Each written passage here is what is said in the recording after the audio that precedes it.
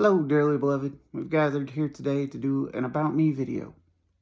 I've always made little songs, stuff like that, since I was a little kid, on my grandma's piano, that sort of thing. But I never really did much with anything when I was that young. It's just having fun, making noise. Then in high school, I learned to play guitar with my buddy Kevin Schillerth.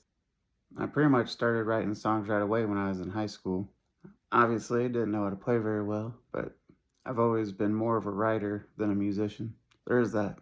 Through different circumstances, I ended up joining a band that he was already in called Engaged. We traveled around the country, and that was pretty awesome. At one point, the drummer left. We couldn't really find another one, so me and Kevin traveled around for a bunch of years doing the music acoustic. Kind of a novelty, because screaming acoustic music, if you can even believe it. After a while, I had sort of a mental break, and I had to stop doing that.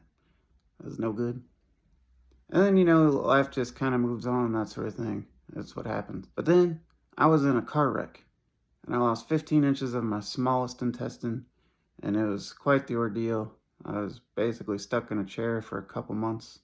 And I got to thinking, I have all these songs I never put out that I've written, so I should just get some real recordings of them, finish songs I hadn't finished, that sort of thing, and just put them out there, in case I die. But then I was like, you don't really know a song until you play it live in front of people. So I was like, I just started doing the open mics in the area, and everyone at the open mics, they're real encouraging.